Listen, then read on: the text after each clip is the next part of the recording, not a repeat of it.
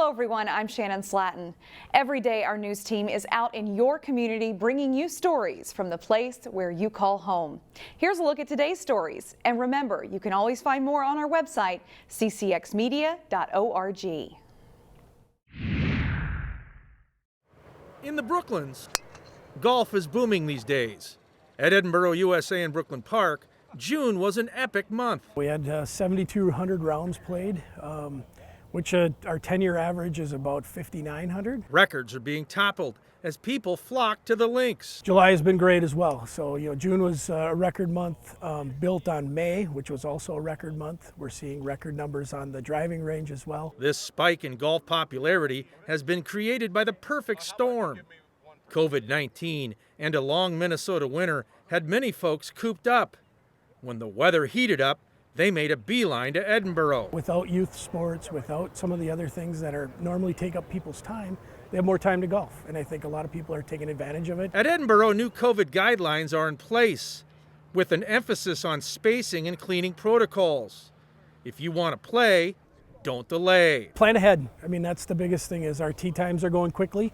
The course is in beautiful shape, even with record levels of play. Meanwhile, at CENTERBROOK in Brooklyn Center, it's been very good, I don't see the trend slowing down. Business is also trending up at an accelerated pace. Last month, June, was up 34% over last year's June. So was May was also 34%.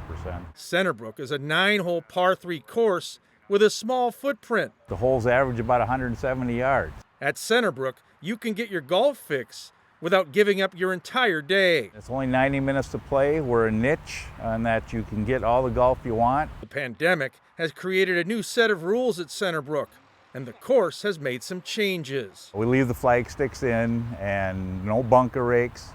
It's natural golf, as I call it. Here at CENTERBROOK, they're not scared of physical distancing. In fact, they take it very seriously, and they show it in a unique way. In Brooklyn Center, I'm Eric Nelson, CCX News. I'm Sonya Goins. The Brooklyn Park Lions drum corps say they're struggling financially because COVID-19 is cutting into their fundraising efforts. They tell me they'll do everything they can to stay on beat. Here we go. The Brooklyn Park Lions drum corps was formed in 2008 with the purpose of giving young people a creative and productive outlet. Keeps them motivated. It keeps them from going out trying to do other things. So we're big on respect. That's our number one thing. We educate the kids. We're mentors for the kids. They're known for their high energy and rhythmic sound. This is the drum corps performing recently at the George Floyd Memorial. The youth group was expecting to participate in 15 parades or performances this year. However, COVID-19 cut that number down to 3. Director EVELYN STEVENSON says they typically make anywhere from $500 to $800 per event. It's a big impact on us because we make a lot of our money through parades, and by everybody canceling, it's messing with our funding because we're a nonprofit organization. They set up a GoFundMe account to offset the shortfall with a goal of raising $15,000.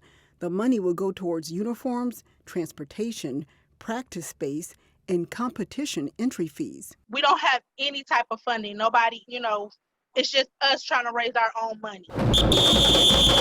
Without financial help, organizers worry COVID-19 might silence their beat, affecting the children and teens who rely on the drum corps.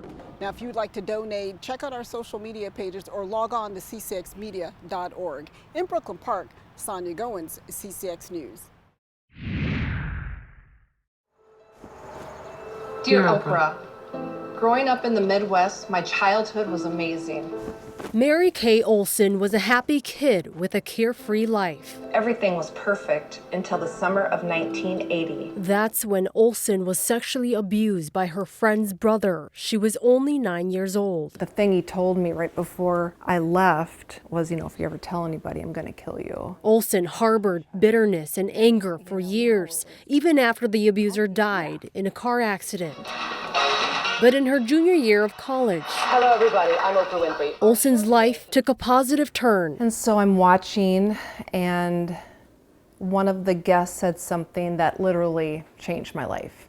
He said, to forgive is to set the prisoner free, but then to find out the prisoner is you. That started the journey to forgiveness. Just hearing the stories, I mean, everyone has a story. And the emotional scars began to peel back. You talked about things I'd never heard anyone discuss out in the open before. Olson opened up, sharing her story on Oprah's Instagram. I never comment on Instagram posts, but I thought, actually, I think I'm going to comment on this because that show did change my life. Thousands responded to Oprah's Instagram posts on how her show has impacted them. They became my family. But only Olson got a phone call to be part of a docuseries called Dear, which is completely humbling. The show aired June 5th on Apple TV+.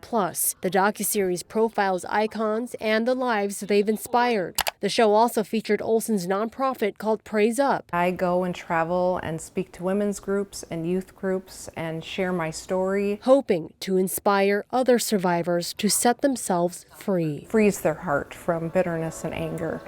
Amazing. In Rogers, Pafuyang, CCX News. Find more local news stories at ccxmedia.org and follow us on social media.